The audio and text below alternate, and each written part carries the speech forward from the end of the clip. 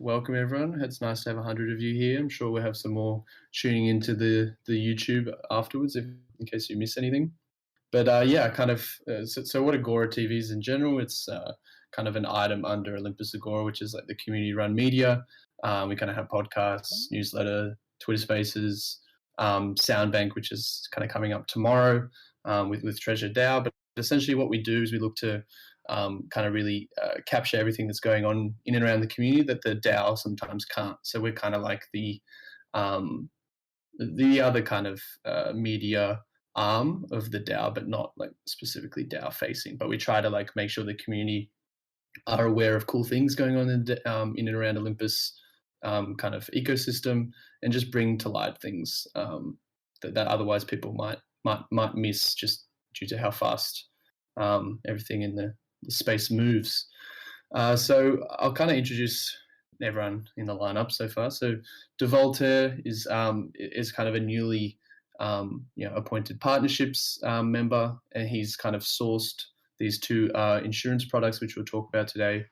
And it's just really cool to see someone who's only recently joined the DAO kind of ink two deals right off the bat of contributing. So that's awesome, and we can kind of get into his story more to kick us off. And we also have Marh from Unslashed Finance, and he's kind of has like a strategy and consultancy background prior to getting involved in crypto. He's a bit of a serial entrepreneur at heart, and he's the kind of team lead at Unslashed Finance, and I think he joins us from France.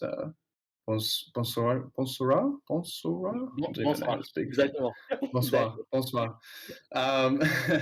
We also have Vagrant from the InsurAce team, a bit of a serial business owner, author, ex-partner at a crypto fund, and now he's director in marketing and biz dev at InsurAce.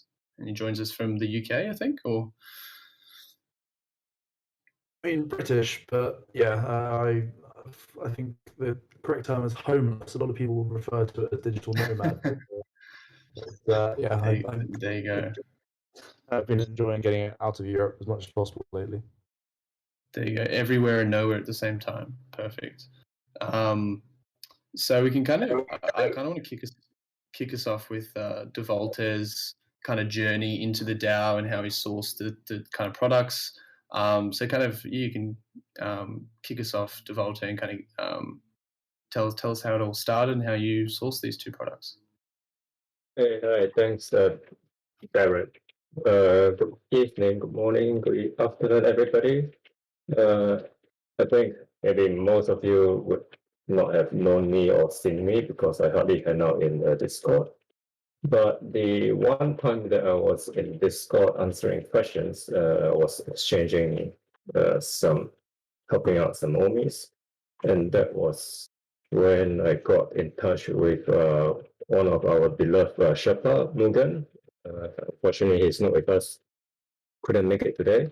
So I became an Ohmie in late July, and as like everybody have experienced, the Ohm bags have grown to be pretty big, and actually became a very big part of my portfolio. And Logan was saying that one of the risks is a black swan event of smart contract hacks. And I started my career in insurance, so yeah, it's very close to my heart, and we are always trying to insure against that 1% chance of something that goes wrong. And I was thinking, yeah, it's true. And every day our performance in Ohm is growing, and every day on Twitter I'm seeing all the big and great news of how Olympus is growing. So yeah, so I asked Morgan, so why can we get insurance to cover smart contracts? And he said, yeah, he will look into it. He will speak to the DAO, and a couple of Ohmies in the community has also inquired about it. And then in 1 month later, I followed up with him, and then he was like, "Oh, sorry, the DAO is is pretty tied up, and he asked me to join the DAO and see if I can help out. So that's where I went, and I was put in partnership, and it was the most amazing experience because I dived in, and it was like a Brownian motion to me in action. That everybody is doing their own things. It seems very chaotic, but within that chaos, there's actually a very structured process, and I was very, very impressed. And so within a short period of time, I was able to get these two policies out. That is all because of how helpful the people in the DAO were. So I have to reach out to basically what we call the full spectrum, like policy, marketing, engineering, everybody. So at all times, Tex was there to help to direct me to the right person, and everybody was so helpful in answering the question, and that's why things moved very quickly. And on the InsurAce side,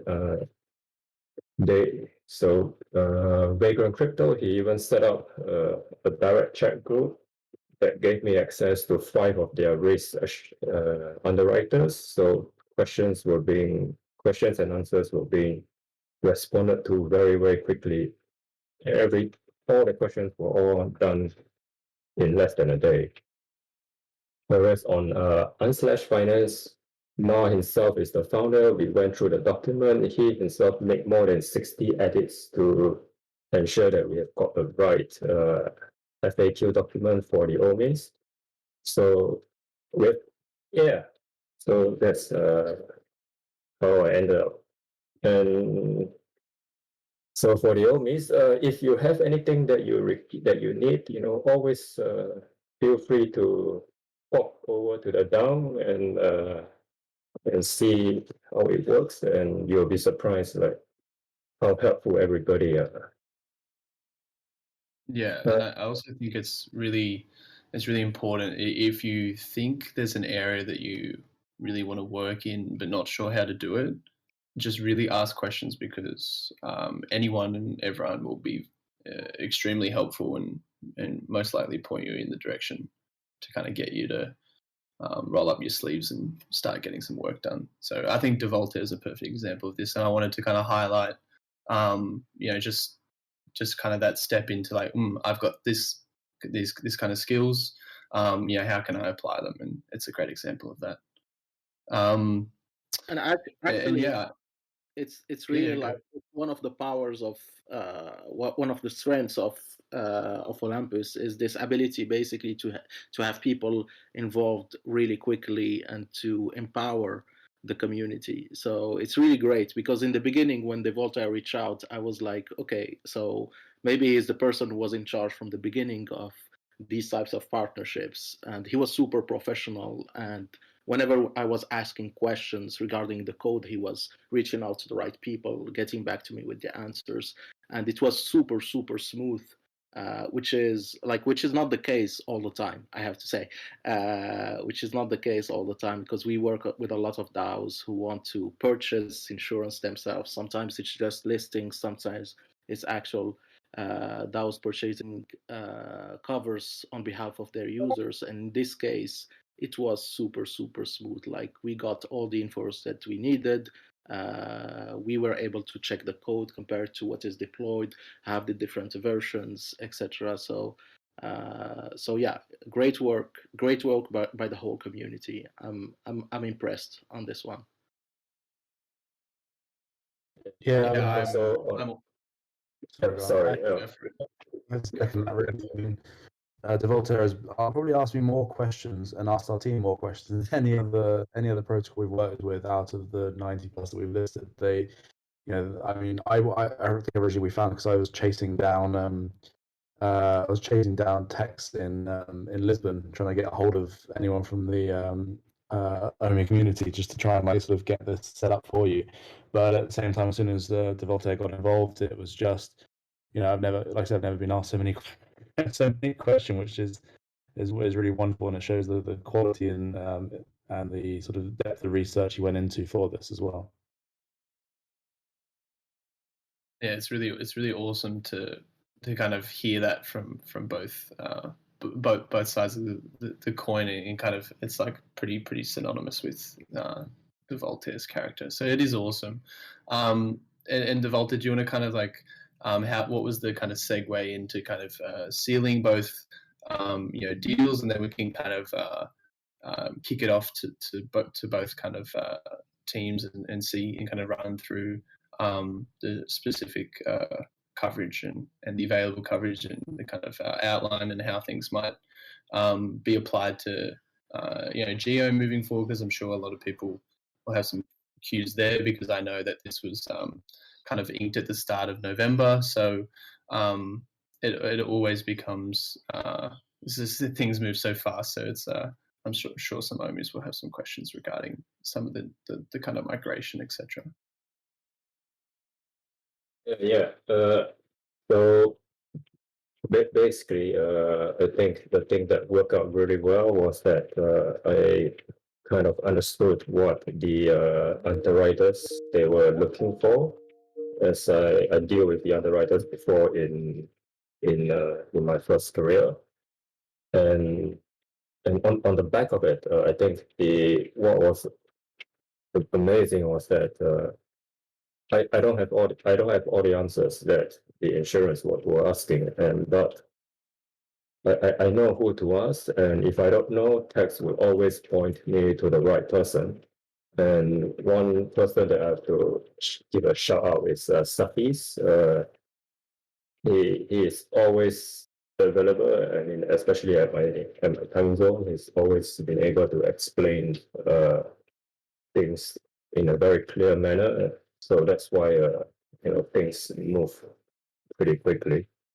As for the insurance features, I think I'll leave it to the two experts who will run through each of their offerings for the Ohmies. Sounds good to me. Let's do you want to start with InsurAce cover to kick things off, Vagrant?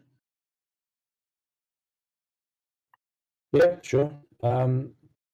So yeah, from our side, basically, we, as I said, it's I mean, it's what we do, so I can't really sort of say we came specifically for Olympus, but at the same time, it's as an Ohmie myself, as an early adopter, and massive fan of the DAO. Again, I think Marh said it right. As a community, it's incredible, and what they've achieved in such a deep niche of the space of the crypto space to do this in such a uniquely pure way is really incredible. And we face common questions about hacks and rug pulls and market volatility day in day out, and it's nice to see that there are still I don't want to say purists, but people who really believe in what this space should be. So yeah, when it came to approaching about, it was on my target list before our main target list, because obviously I was in it and I was looking for insurance myself anyway. Obviously the sort of justification for picking up insurance on some of the returns on Olympus is significantly higher than a lot of other protocols when it comes to essentially retail investing. So when it came around to it, we're obviously looking to cover the risk of hacks and bugs. And again, I think this was mentioned earlier, but no matter how safe a protocol seems to be, and no matter how many audits, how many bug bounties, how good the team is, how good the investors and backers are, how high security rating it has on DeFi safety, there's still a chance that there is a hack or a bug. There's still something that people miss. There's human error, either from updates or from just existing code that someone just hasn't spotted yet. And it's been seen in the space. And there's another hack today for 31 million on MonoX. I mean, I'm not comparing the two, but one of my favorite examples to give is Impossible Finance back in July or August, where one of the best teams who came out of they basically built bio labs and and Binance Smart Chain, and then they separately went off for themselves. So a great team, huge investment, great projects, 4 audits, and even they suffered an attack, albeit a small one, but it was still an attack. And because of that, it's a great example to use of a team that you wouldn't expect to fall victim to the kind of exploits that we see sort of week on week, and in a space that is topping out 300 billion, something like coming up to 3 billion in hacks in the last year is just it's unacceptable, but at the same time it's unavoidable in such a nascent space where developers and hackers are so sort of like almost arm in arm. There's at the speed things get developed, there's people who are out there at the same level as the developers, if not arguably, sometimes more experienced, who can spot the mistakes and exploit them quicker without regulation necessarily. That they can sometimes get away with it. And so to avoid that basically being there, the only real mitigation against that risk for a retail investor is insurance, or indeed institutions or large whales, and that's where the DeFi insurance space really comes in. And the addressable market really hasn't even scratched the surface yet. I mean, like I said, 300 billion locked in TVL in DeFi space. I think less than 3% of it's even covered. And with hacks happening of 100 million almost a week on average, at least, it's more relevant now than ever for people to consider insurance options. And I think in the last year, at least the last 2 years, the narrative for any new protocol launching has been, have you got an audit? And that's almost like it's on my personal investment checklist as well. But I think that narrative needs to change too. Does your protocol offer an insurance option, or does it, can it be covered by one of the big insurance? Because for us to cover any protocol, we do a thorough risk assessment, which is akin to an audit. Arguably, it goes into different detail, but not more detail than an audit itself, in terms of we look at everything from community to the team, the investors themselves. We take even almost references from people that we know about the team, about the different protocols we work with, and then also how the team themselves approach it. So, like I said, Devoltaire was incredible in the amount of questions he asked, and it showed that it's a really a genuine team looking to do the right thing, which does weigh in a lot in terms of helping us to offer these services to the users. So for essentially a couple of percentage points annually, you can actually cover any sort of risk against hacks, bugs, and any smart contract vulnerabilities that may be exploited. From our side, it's we only really work with people that we think are good projects. And we're very lucky to have found 90 plus of them so far in the last sort of 6 months since our launch. So it's just a case of working towards making DeFi and crypto safe for everyone. So far, we've covered over 150 million worth of assets in the last few months. I think it's a bit higher today. We had a big spike the last couple of days, so it's probably around 170 million at this point. As one of the fastest growing insurance protocols, but at the same time, the space is growing at such an alarming rate that it's hard to sort of almost push for the adoption. It's great to be invited here to do talks like this, because it allows us to get involved with the community more and actually explain the purpose and the reason behind it. I mean, I don't think anyone's ever going to argue that financial insurance is sexy, which makes my marketing job particularly difficult. But at the same time, it is a necessary evil in a space where people can be earning 30, 40, 50, 7,500% APYs if they're really careful with it and clever with it. So for a couple of percentage points to insure against that possible risk it should be in every investor's playbook straight away. And we're working towards making that as easy as possible. So obviously partnerships with people like teams like Olympus is one thing, but then our product development is just trying to make the whole process as easy as possible, as wide as possible, as well as in the future we're looking towards moving to essentially automated insurance purchase. So at the time of staking gOHMs, it would be essentially automatically insured. You might lose a couple of percentage points straight off the bat, but at the same time, at least you know you're covered in the event of a hack and bug, and you get you receive your assets back in full, which is probably about 50-50 in terms of the hacks, whether protocols manage to pay out or not. And I think that the perception is that a lot of protocols would pay out in the event of a hack, which is probably another reason that adoption hasn't quite got to the levels it should have at this point. That's interesting. So what you're saying is that you could see insurance getting to a point where it's like kind of natively integrated into that specific DAO. So it's like when I go to stake or purchase or whatever it is, then I can essentially check a box and then have the insurance kind of price factored into that transaction, right? Yeah, it's actually it's actually a bit beyond that. So that's the first step towards it. What I sort of refer to as one-click insurance. So it's a bit like adding insurance onto a flight as an opt-in. But what I'm really talking about as an end game for this is automatically, being included, no matter as a safety mechanism as part of the as part of the staking process. So you stake, it might not show the full percentage APY, but the 2% that's not included in that APY is automatically rerouted to an insurance protocol that like InsurAce that would cover in the event of a hack automatically without the user having to do anything.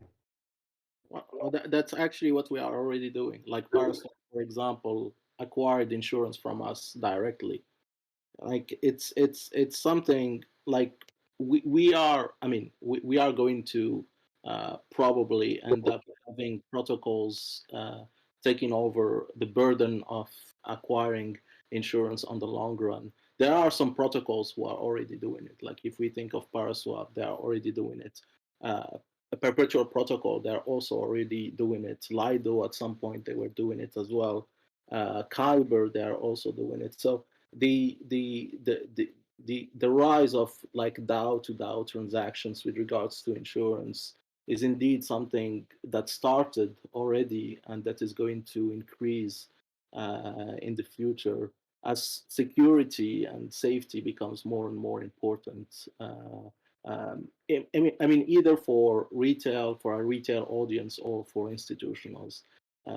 At some point, we are going to go over the pure degen world, and we are going to have a population that is interested in making sure that their funds are secured, not only with audits, not only with bug bounties, but also with insurance products.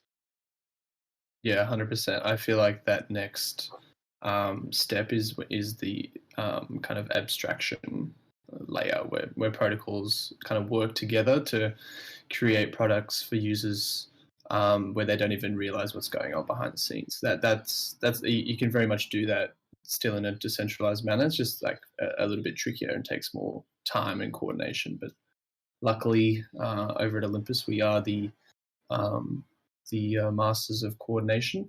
So I'm sure we can help plenty of DAOs in the space in whatever capacity.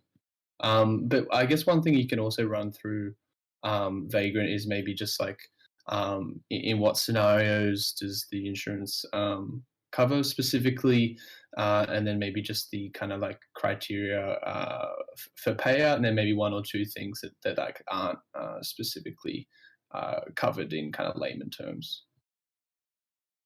Yeah, I mean, I actually got asked this question on another call yesterday, on another sort of community call yesterday. It's so fiddly. There's so many insurable events and a few exceptions.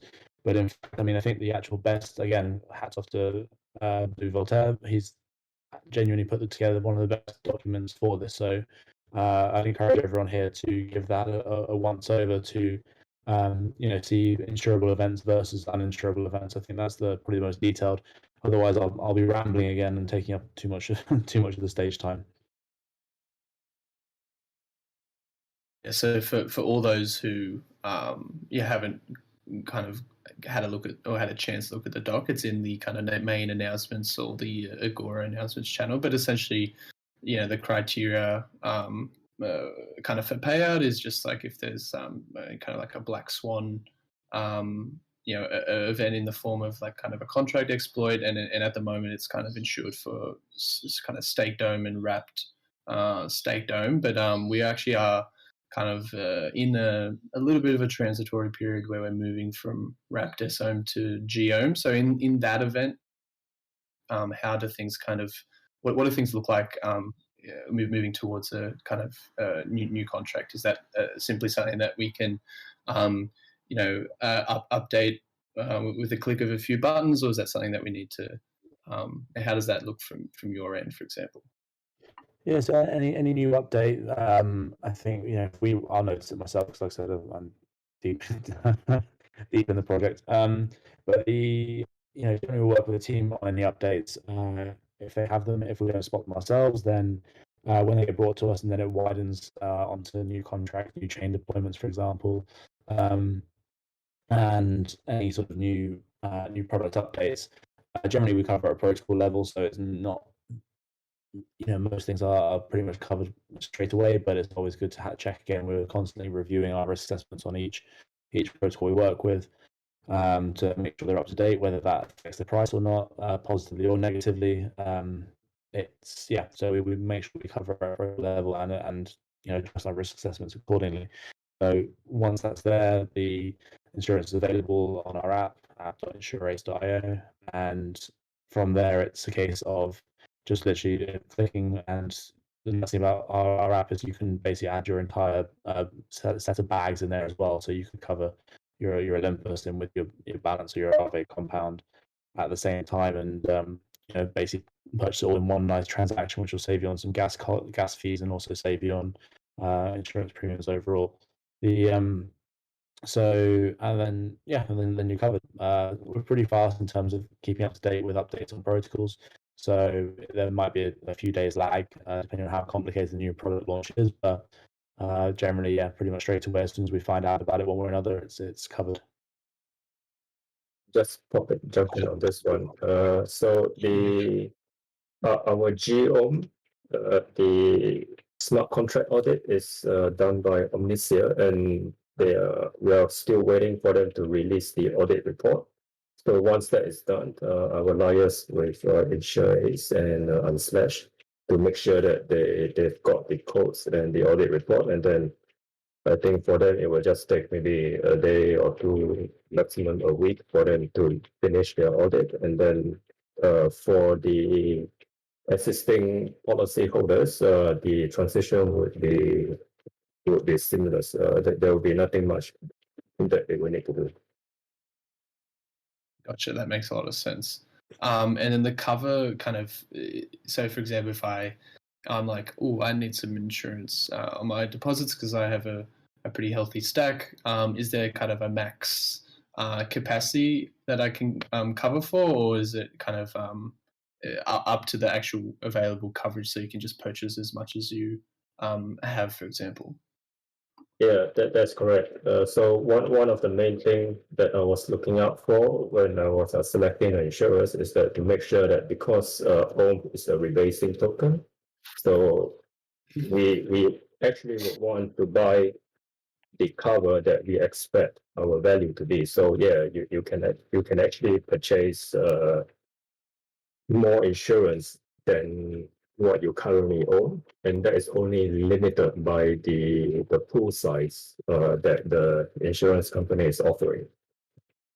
So if somebody has, so now let's say InsurAce is offering us 10 million of coverage, and if somebody has already bought 10 million, then it's gone. Yeah, that makes sense. And then in the scenario that increases, what's the kind of process for the underwriters to, say, increase the capacity or the available coverage for that? So once this is launched, we see the how what is the community response, if there's a huge if it's popular or not. If it is, we have already had a working agreement with InsurAce that they will be looking at the possibility to increase the coverage. And one of the things that obviously that has got to tie down with their risk modeling as well. But an agreement that we had with them was that the DAO, OlympusDAO, could contribute, and any amount that we contribute, InsurAce would match and increase the coverage by a factor of 4. So if we contribute 10 million, they will increase the coverage to 40 million. Okay, that makes sense. I guess another thing I wanted to touch on was the InsurAce product, maybe like the launch date, unless it can't. I don't think it's out yet, but maybe the launch date for that one, Vagrant, and also the kind of which chains is the coverage available on, so being maybe Ethereum, Avalanche, etc. And then we can kind of maybe give your kind of final points on kind of the product, because I know that there's also like a nice little rebate code that Ohmies can enter in and get a kind of rebate in Insure, the native token for InsurAce. So maybe we can just touch on those things and grab some final thoughts, and then we can kind of segue into Marh's product over at Unslashed. Sure. I mean, we're already listed. It's already live on our app. So insurance can be purchased now. For the gOHM, it will be coming up soon. And we cover 12 different chains. We're deployed on 4 already. So we're natively deployed on Ethereum, Binance, Polygon, and Avalanche. But we cover 12 in total, including Solana, Phantom, Harmony, CeLo, Arbitrum, and fade out there because it's hard to remember all 12. And so we pretty much go on multi-chain as soon as the new product's ready. And yeah, so basically, like I said, we're live already. So anyone can cover their stake on Ethereum that's already existing through our app. It comes out at 2.5% annually, and the referral fee we're talking about, anyone can set up a referral code with us, which will give them a 5% kickback and a 5% discount on their purchase. But I believe there's a link on the Olympus app now that will allow anyone to essentially use a direct referral for Olympus, which will get them a 5% discount on the on their purchase of insurance for their stake. Yeah, I mean, it's an interesting space. It's a great project, and we're looking forward to help people protect their assets going forward with it. And any updates that come along will be there. Awesome. I think just like scrolling up into the chat, we've got one question from Pan. He kind of referenced one of your the documentation on the advisory board. And he mentions it's like anyone can kind of file a complaint, and then the decision to kind of pay out or not is at the discretion of the advisory board. Yep. Is this kind of maybe you can kind of talk about how that like kind of what kind of falls under that process, and maybe how that kind of works if someone does make a complaint about. So it's great. It's one of those things that is actually something that's about to change very, very soon. At the moment, the claims process is simple enough. Once you got your claim, once you got your insurance purchased, it will show on your dashboard on our app. And then, in the event of a claim, in the event of an exploit, you can claim just by submitting some evidence, and then that goes to an advisory board immediately, who produce a report on the claim. That then goes to our own DAO for governance and a decision. If you're not entirely happy with that decision, there is an appeals process which currently goes back to the advisory board to make a final decision. However, like I said, there's an update coming very soon. We're actually working with Kleros, the independent sort of judiciary DAO, as a second. I think Unslashed use them natively anyway, as a second sort of DAO. Yeah, so there's this sort of this idea of a 2 DAO judgment. It not only helps in this situation, which I mean, it's fairly objective in terms of a smart contract hack or bug, right? It's we don't expect to have to use it. The reason we're implementing this is because we are exploring different types of what we call subjective events. So things like market volatility, private key loss, NFT insurance, rug pull insurance, and these have an element of subjectivity to them, which is much harder, and sort of that conflict of interest of our own DAO would maybe creep into the space. We don't want that. We want it to be a fair process. So by implementing this 2DAO system, it actually allows for that sort of subjectivity to be removed. It may come at a slight extra cost as part of a sort of a second DAO request. But the first option will always be free, which will be going back to the advisory board for a second assessment and final decision. Using Claros is actually free. I mean, there's a small cost involved because it's got to reward the Claros users, the Claros team. Actually, the losing party is the one paying fees. So if the claim is valid, using Claros is free. Okay. Well then, even better. So it'll be free away.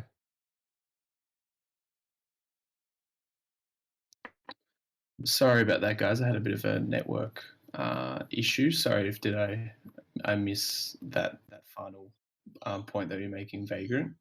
But I'm sure all the Ohmies got them. Is there anything else you wanted to touch on before I pass it over to Marh? No, I mean we've the last thing I'd say is we have our own sort of custom model cover. So if anyone in here has a particular protocol that they've aped into that they'd like to see covered, please do reach out, pass it on, and we will look into getting that covered or provide a bespoke quote for anyone through our custom bundles. Which just helps to protect the space as much as possible. It directs us into protocols that people are using, and Ohmies are a great community, as we've talked about a lot. But it shows that if they're using a different protocol in particular, then that's a good green flag for us to speak to that particular protocol and look to insure them as well. So we're here to help, and as I've said before, make the crypto space as safe as possible for everyone. Awesome, and I'll link your guys' website in the Agora TV chat for anyone who's willing who wants to go check out that product. And the available coverage right now is roughly at 10. It's at 10 million, right? Yeah, 10 million initial capacity, 2.5% annual cost, but also minus the discount from the Olympus site. Awesome. All right, without further ado, take it away. Marh, would love to hear more about the product over at Unslashed as well. Sure. So at Unslashed, basically what we do is that we create price and structure insurance products. The idea for us is to have different capital pools that are used to underwrite risk and to list different policies who are independent and who cover different types of risks. So we have a certain number of policies that cover the smart contract risks of different protocols. We also have policies that cover slashing for a certain number of validators, policies that cover the DPEG events for a certain number of stable coins, etc., etc. The idea for us is just to be able to provide the best coverage at the best rates for different types of actors. It can be retails who are afraid of losing their funds when interacting with a certain number of DeFi protocols, or it can be also institutions who are interested in covering their principal when depositing on Compound, Aave, or whatever. So for OlympusDAO, when we started looking at the smart contracts, we noticed that there are lots of different ways we could approach the policy. And through our discussions with Devoltaire and by going deeper into the contract, we decided that the scope of the policy was really going to be focused on the OHM, staked OHM, and wrapped staked OHM tokens. So these are basically the main tokens that the users receive when joining the OlympusDAO. These are also the tokens that would lose value if anything was to happen, either to the smart contracts, the core smart contracts themselves, or to the staking smart contracts or the wrapping smart contracts. The policy itself covers the events of hacks, bugs that would be related to the smart contracts. They are not covering, and this is super important, all the events that would be related to the admin keys and the multisig. So that's an important point that I prefer to be completely transparent on. It's just that when there is an issue with what we call a trust assumption, this is not something that we can cover, and this is not something that we can price as well. Other than that, I think that the policy covers a pretty large spectrum of events, and it allows the Ohmies that would be buying this cover to be protected. Right, that makes sense. And then there's also an interesting kind of point noted in the assets covered being assets supplied to kind of Olympus Pro deployment. Do you want to kind of maybe specify what that means exactly? And also there's also the debt and borrowing positions held in kind of lending and borrowing platforms. Sure. Well, basically, whenever we cover sets of smart contracts, we also cover the deployments, the different deployments. So whenever we are covering the Olympus DAO core smart contracts, the same deployments that are used for Olympus Pro are being covered naturally. The same goes whenever these assets, like the staked ohms or the wrapped staked ohms, whenever they are or the ohms themselves, whenever they are supplied to a lending borrowing protocol as collateral, the event where they basically where a hack would lead to a liquidation, for example, or a loss in terms of value for the user who was supplying this ohm or staked ohm as collateral, would be also covered by our policy. What is important also is that with Unslashed, there is a possibility to buy cover and stop the coverage whenever one wants, basically. So when you start a cover, it doesn't mean that you have a maturity date and you need to stop at that point in time. The cover can run for a certain for a certain length, but you can also decide to stop it. Like, okay, right now you're having this cover because you feel that the protocol is a little bit risky, you can start it, keep it for 1 month, 2 months, and whenever you feel that you don't need it anymore, you can just offload it. And when you offload it, you get back whatever premiums were not used to pay back to pay for the insurance. So that's also a pretty important point. And the second point that is related to the fact that that it is a rebase token is that you can add more cover as you go. Like, you can start with a certain amount of coverage at some point in time. The price of ohm and the rebase makes it bigger, much bigger. You can add more. If the price of ohm goes down, and even with the rebase it's still stable, then you can keep it the same way. If it goes down and you want to reduce the cover, you can also reduce the cover. So it's pretty much flexible. Yeah, very very flexible. It seems like there's a lot of room that covers like almost everything you can without obviously the trust assumption thing. But that's definitely not anything we have to worry about anytime soon. Wondering if you had anything else to add, Devoltaire, to kind of Marh's comments about the product. I think one of the interesting things that I came across is that for Unslashed, they use the optimistic claims process, meaning that when Ohmies make a claim and after 48 hours, if there's nobody that challenges it, Unslashed will automatically consider that claim to be valid, which I find it to be very interesting.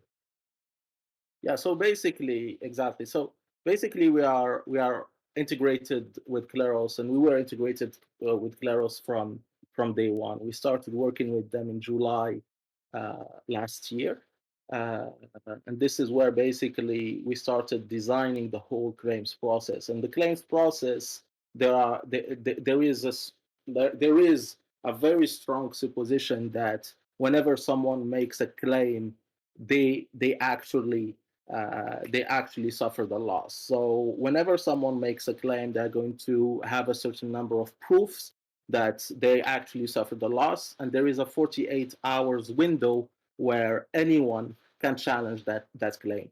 If the claim is challenged, what happens is that it's sent out to Kleros, and Kleros is going to decide whether the claim is valid or not. If it's not challenged, and hopefully all the claims are going to be real, if it's not challenged, what happens is that the user gets back their money right away.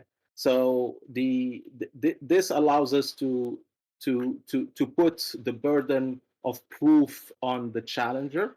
That's one thing that is interesting, and this allows us also to have a fair claims processing system, which is the Kleros Technical Court. And the Kleros Technical Court, basically, there are some notable people in there that are pretty familiar with smart contracts, pretty familiar with the blockchain and smart contract with the blockchain technology. So they have this ability to see the details of transactions, of hacks on chain, and to decide whether a loss is actually a real loss, or if it was linked to something else that doesn't have any link with OlympusDAO smart contracts.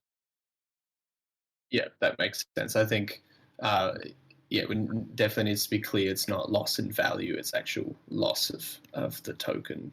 I think that's something that's probably important to clarify. I wanted a little bit more. Maybe we can explain to some of the Ohmies kind of how the Spartan bucket works, specifically in the case of Unslashed, because it's a loss on value. Like basically, well, that's an interesting point.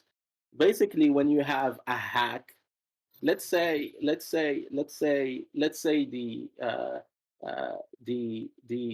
Olympus DAO, like the treasury, is hacked, right? The result of the hack is actually that the OHM token is going to lose value. So that's like when we were looking at the smart contract, that's the scope that makes sense. Like basically, you can have your smart contract, your own tokens that are going to be hacked and taken by a hacker because he managed to hack either the staking smart contract or wrapping smart contracts, etc. That's one possibility. I have another possibility, which is like the core protocol smart contracts are hacked. And the core protocol smart contracts, when they are hacked, what happens is that the OHM token itself is going to lose value.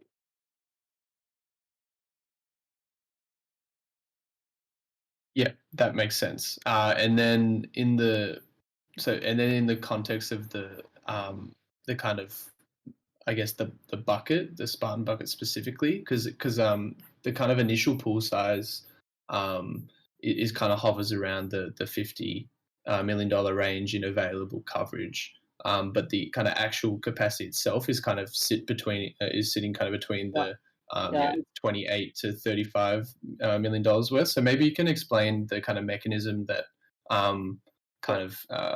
brings it back down to that actual capacity range for coverage. But basically, for the Spartan bucket, there is we have a target.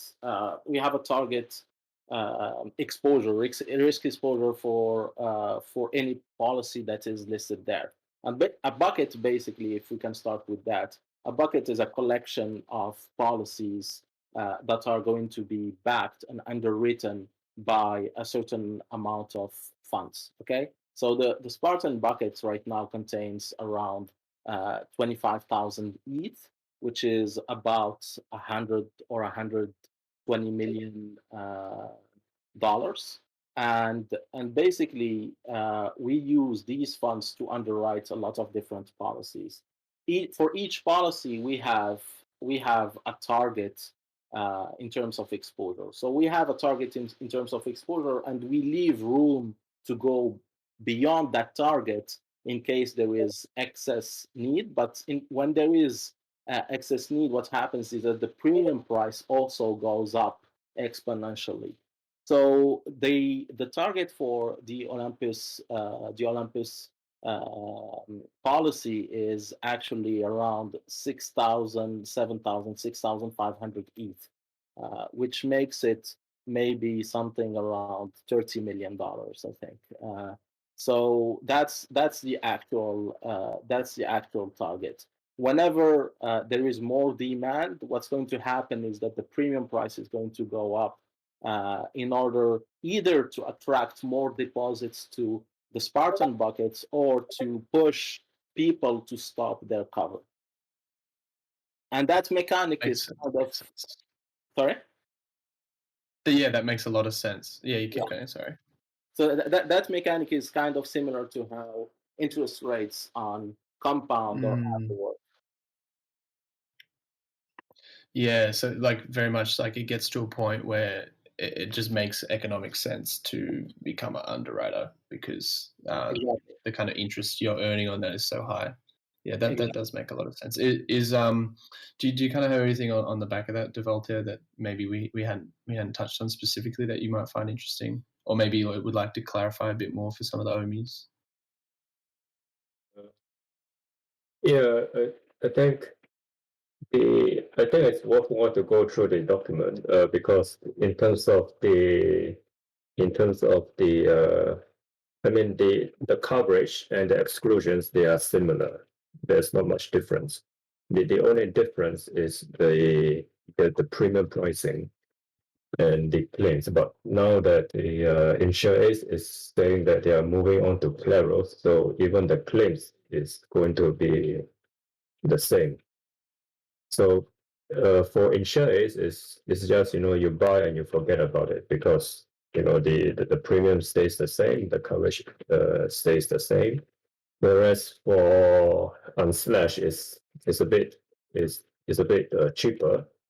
That's because it's always a moving target.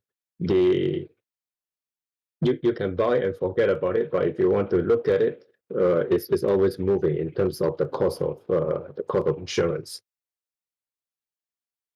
Gotcha. So the main it's exactly as interest rates. So whenever you have like basically a cover, you're going to have a premium price, and the premium price has a target that is the target is basically around 3% per year. But that target, if there are too many people who are buying insurance, might go up. Yeah. So eventually, what it means for the insurance holder is that the amount of ETH that you put in as a deposit that is fixed, and the amount of cover that you want to cover that is also fixed. But what is variable is how long that deposit can cover you, and that is the one that's the one that is moving. Exactly. So basically, whenever the premium becomes too high for you, like you think that 5% is too much. Okay. When you see that it's reaching 5%, you can just stop the cover. You can just stop it, and whatever premiums that were not consumed prior to reaching 5%, you're going to get them back. That's another thing, because if the 5%, if you feel is too high, but within Unslashed, they have a built-in mechanism that says that for Olympus, their fair pricing is 3% to 3.5%. Yeah. So the internal mechanism will kick in, and it will actually reduce the 5% down to 3.5%. Exactly. And that would encourage the loss of demand and supply to kick in. Exactly. Okay, so the main things to make note of is the insurance kind of capacity and the date itself are the kind of like the variables, and then the premium and the selected amount to cover are the fixed. Yeah. Right now, the premium is starting at 1%. So the objective is basically to attract insurance buyers. Once we reach our target, that is between 6,000 7,000 ETH, it's going to stabilize around 3.5%. Okay. Very cool. Yeah, so, and is that yes. So initially, for the Ohmies, if you are buying at 1%, so it doesn't stay fixed at 1%. That's the main takeaway. Yes, it's not going to stay fixed at 1%. You can keep an eye on it, like look at it every once in a while, like every week, every 2 weeks. It will allow you to basically check where the premium price is at, and whenever it reaches around 3.5%, it means that we reach our target. So everyone who is going to be starting to buy heavily after that target is going to push the price up pretty fast. So the idea for us is also that once we reach that target, we are not going to have more people buying more insurance, because that's the fair pricing for us. That's the risk exposure that we want to have, and we want it to stabilize around that value. Right, that makes sense. And then in the scenario that you guys assess that you'd like to kind of open up available capacity, is that dependent on kind of your assessment slightly changing, or is it kind of more dependent on the amount of people who become underwriters, for example? Well, if you guys want to become underwriters, that would allow you basically to lower the premium price a little bit, and also to have higher capacity. So that's something that is totally open and totally doable. So the having more underwriting capacity allows basically, or putting or supplying capital to Unslashed allows basically to earn, on one hand, to earn the yield from the different policies that we are insuring, and at the same time, it allows to have higher insurance capacity. Gotcha. And then and then also on another note, when someone purchases the insurance for their staked ohm, for example, they would kind of receive like a receipt token in the form of I think it's the P token, Olympus wallet, right? And then in the scenario that you don't want to continue paying for the insurance, is that just kind of like a redemption process? Exactly. Like basically, whenever you buy an insurance or whenever you buy coverage, you're going to receive an ERC-20 token that represents that insurance. And that ERC-20 token actually can be moved around. Like you can, if you want to move it to another wallet and put it in cold storage, you can do it. And that insurance token allows you to make a claim not only on your staked ohm that is in your wallet, but on the staked ohm or the ohm that is on any wallet, both on Ethereum and on other networks.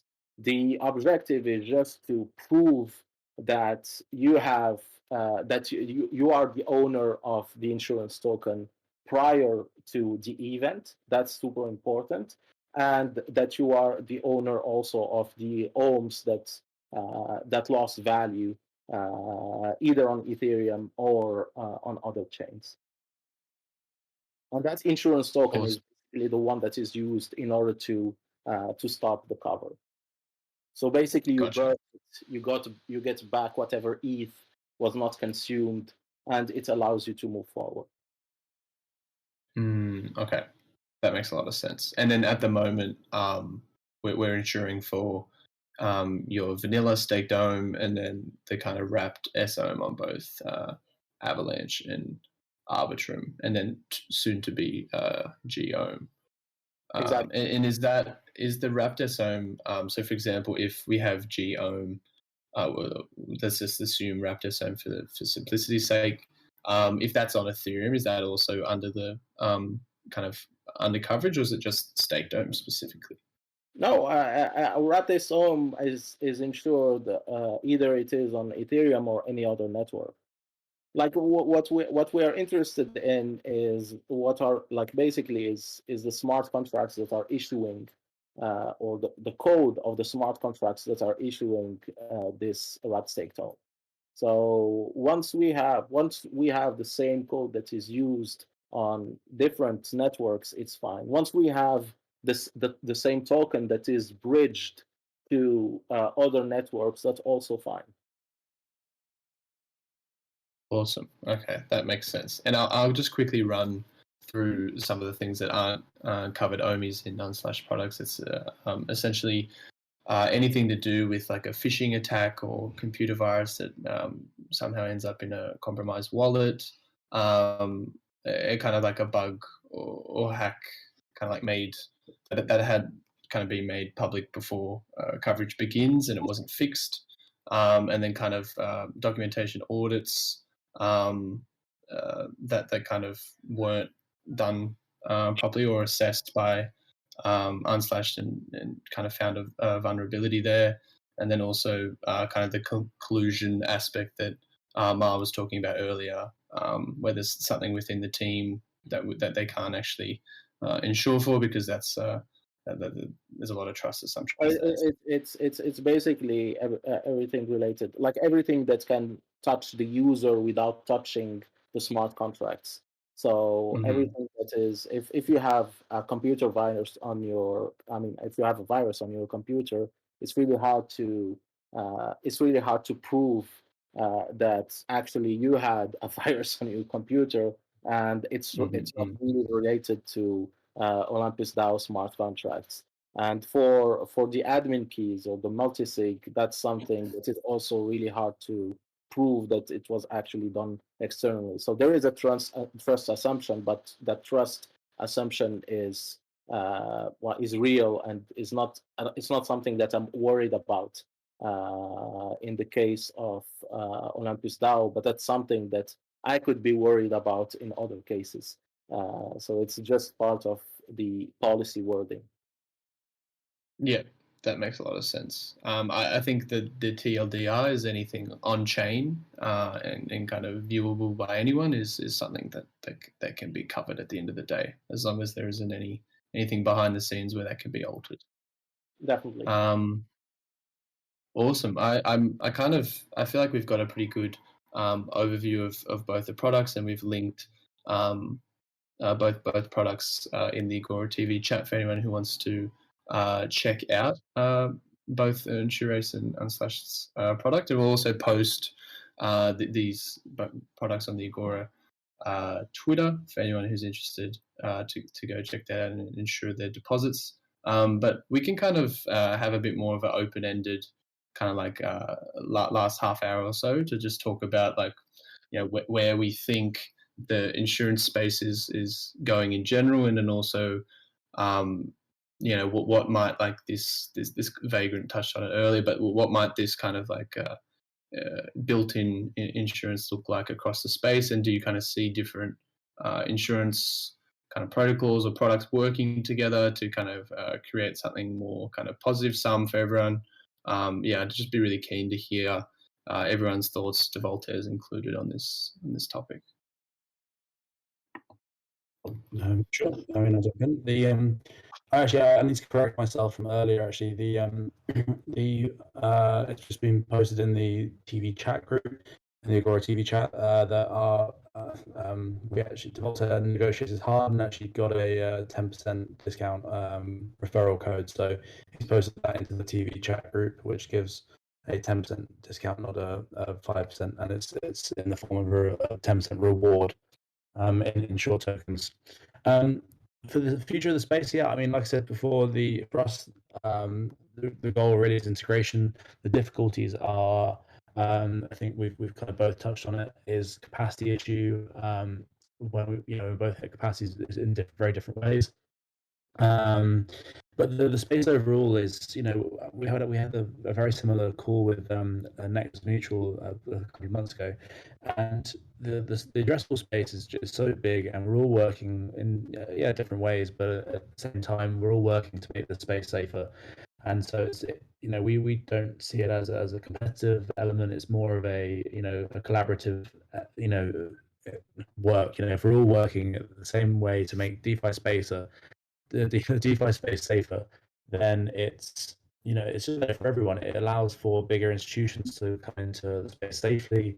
It allows for people to be more secure in in knowing and not worrying that their funds could be lost while locked into a particular protocol. And that's there is a huge addressable market there that doesn't need to be overly us versus them at the moment. We're all here to make things safer for everyone.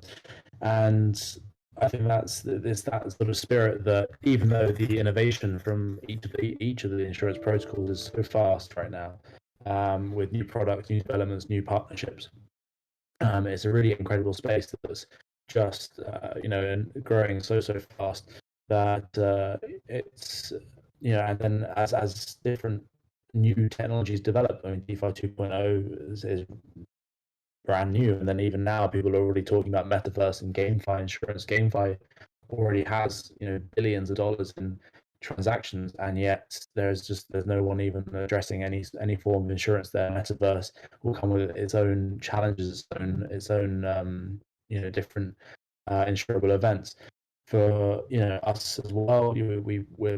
We're bridging the connection back towards traditional financial insurance. So like I said before, the sort of subjective notions of things, examples of like NFT insurance, market volatility, rug pools, private key losses.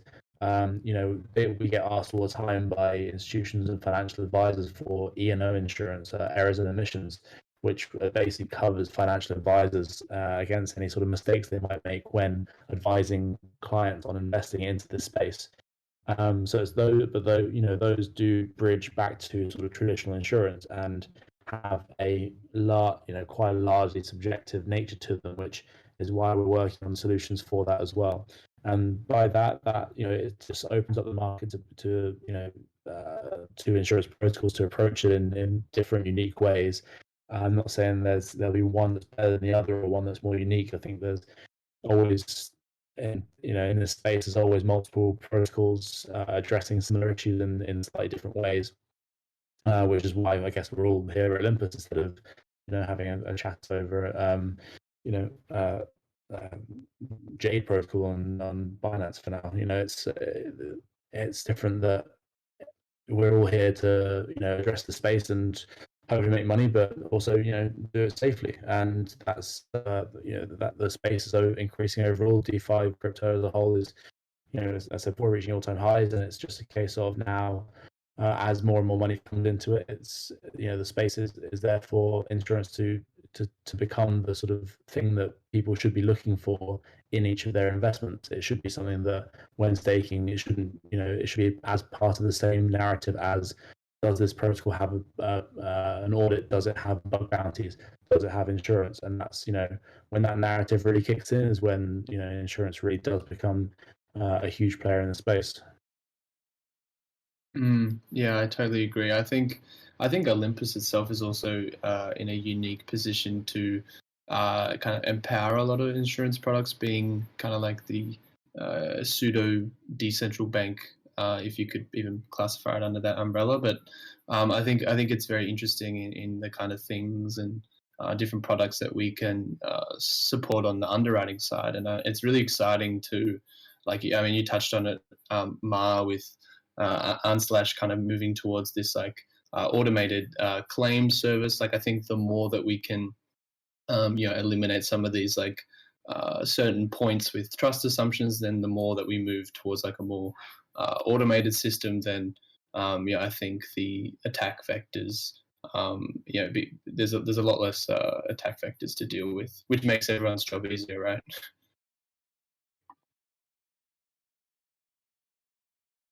Yeah, exactly.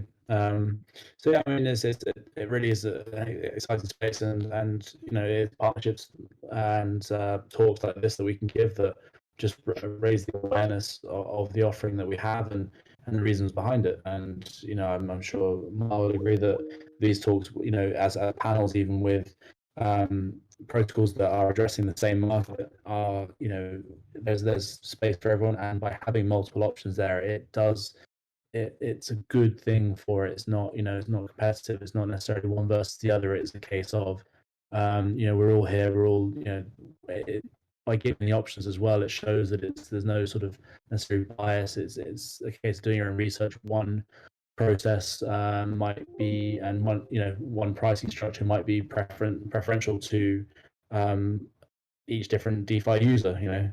So it's by having these options there. Not only do we address more of the market together, but also in different ways that maybe individual users might have preferences for. 100%. Go for it, Marh. Sorry. I was thinking, like, basically in terms of future of insurance. Yeah, there is definitely a lot of good things that are coming, and we are seeing more adoption of DeFi, and I think that we are very, very likely to go towards a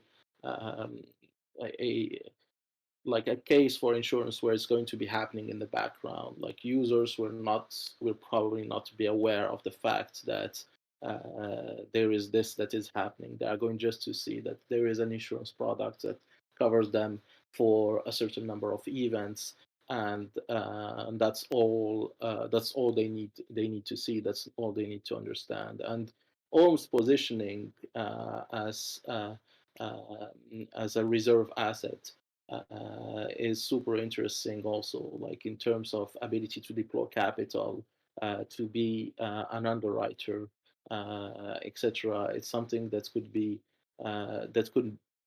really helpful to other protocols, actually, like basically to be able to provide their users with more security, to be able to provide more insurance capacity, more underwriting capacity, is something that could add a lot of value and help secure the whole ecosystem. So I totally agree on these points. Yeah, I was going to say, go for it. Yeah, so we've all got the same idea here, and it really is the future of it. We also face similar issues and limitations, namely capacity and concentration risks. So if we were to just open our capacity up to cover as much as we could take for Olympus, I'm sure it would sell very, very well, but then we have a concentration risk of ourselves, which would take up too much of our percentage of our TVL in the event of an Olympus hack.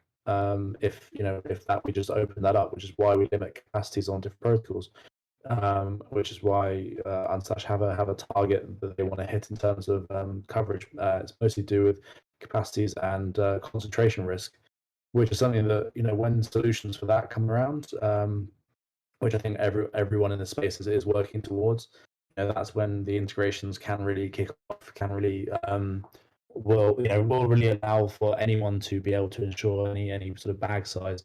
And these are just developments that are in the works. So when some good solutions for those issues come through, that will be another big sort of turbocharger in the space, allowing individual protocols to take on tickets of 20, 30, 40 million in a go regularly for each protocol. So that's another big step up in the next, I guess, probably next year or so. There is also a question of risk awareness, and that's where we see a difference. Like when we were working with Paraswap, they bought from us about a year ago. They bought from us, a little bit less than a year ago.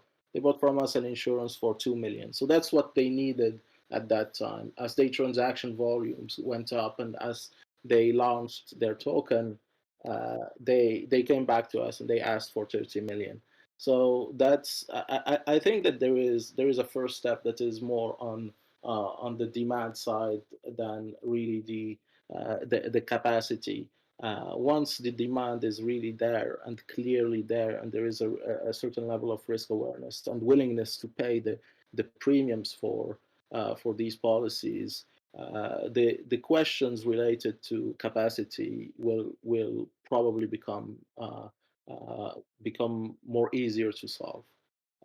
It's just, I mean, it's just a matter of yield at the end of the day, like how much you're earning for the risk that you're taking. And if you're able to manage your pool of risks properly, you should be able to make money to the underwriters. And when you're able to make money to the underwriters, when you are able to model and manage the risks properly, you're able also to protect the cover buyers while making money to the underwriters at the same time. That's what insurance is about. So capacity-wise, I'm not that worried, to be honest. But on the risk awareness side, we are doing a lot of work with a lot of protocols just to make them aware of the fact that once there is a hack, once there is an issue with their protocol, the recovery can be fast in some cases. We've seen some protocols getting hacked and getting back up, and everything was fine. Like the users trust the builders, and everything continues. There is a week or two where things are a little bit crazy, but after that, everything goes fine. But a lot of other cases, there is no going back. Like it's finished. Like the whole, like maybe there is 1, 2, 3 years of work that has been put into a project, and that disappears. So having an insurance is useful in that case. And that's what Paraswap was aware of. Like basically, it was like, I worked on this thing since 2019. I'm not going to let it down just because we made a mistake on a smart contract. I want insurance for this. So that's something that I think that we are going to see more and more. And that's something that some protocols are already implementing, aware of. And that's where the solution really lies, in my opinion. So it seems like it's kind of, I guess there's two markets in insurance at the moment. It's kind of the insuring individual deposits, which is what we have in these two products, or we have the protocols themselves buying insurance on behalf of their users. And I kind of envision, I guess, I don't know if you guys think similarly, but at some point, a user being able to go to a protocol they're interacting with, and then essentially, that maybe they've bought that token, and then they kind of, there's like a pop up that gives you kind of different that kind of asks you specific things on like what you would like. Are you someone who wants to insure this, and then it kind of just aggregates your answers and sends you to the kind of the best products that suit your specific needs, and then that person doesn't even have to think about insurance itself, or like you said, have the insurance baked into the purchase from the get-go. I think there's a lot of interesting things kind of like that, a lot of interesting possibilities in the space once there's more money in the space period, because like it seems like that being able to manage the bucket or the over, like the majority pool is more so the pain point, because even if there is a lot of people that want exposure to Olympus insurance, you guys can't necessarily amp up the capacity because you guys can't be overexposed to that risk. So I think the more money that comes into the space in general, therefore there'll be more demand for insurance, and therefore the Ohmies can get more insurance on their deposits. If there is a lot of demand for the Olympus insurance, it means that there's going to be a yield generated from these premiums. These yields are going to be distributed to the underwriters. So the higher the yield that is distributed to the underwriters, the better it is. Like currently we have, like the underwriters are earning something like 8-9% purely from the yield that is generated from premiums and asset management. They are earning also USF tokens on top of that. But just based off that, like if you have a higher yield, you attract more underwriting capacity. You of course you need to target the people who are willing to take those risks and who are trusting the approach that you have in modeling and pricing the products. But still, the demand side is the first step. Once there is demand, once protocols start buying insurance on behalf of their users and for their users, we are going to see an increase in insurance capacity because the yields are going to be higher, and we are going to see also more generalized or more adoption for insurance products. My question for Vagrant and Marh: what about the reinsurance space? I haven't seen a lot of stuff on that. I mean, are there big players on the reinsurance space so that you guys can reinsure out and then increase the risk capacity? Yeah, so that's that's one of the solutions to work towards reinsurance, either with other DeFi protocols or with traditional insurance protocols, both of which we're exploring the options for. And it would be great to have that conversation with Unslashed as well. For us, there's in certain. I mean, Unslashed is unique in the way that they do use Claros as a verification process, which is actually a better solution for reinsurance than say Next, for example, with Purple and Community Boat, because there's arguably a conflict of interest there in terms of paying out in the event of a reinsurance event. So reinsurance is one of the got sort of 6 key solutions for increasing capacity and raising that. The other one is, as we've discussed, is Olympus and staking directly with us, which would allow us to increase capacity 4x whatever is staked. And reinsurance is definitely another one. And I think that the DeFi insurance space itself is still in its infancy. So I think that there needs to be a bit, probably be next year, to be honest, where we can work together to offer reinsurance between different DeFi protocols. So it's one of those options. The traditional insurance space still won't necessarily touch it, but I know that Lloyds and Aon are both setting up companies in Bermuda to tackle the crypto and DeFi space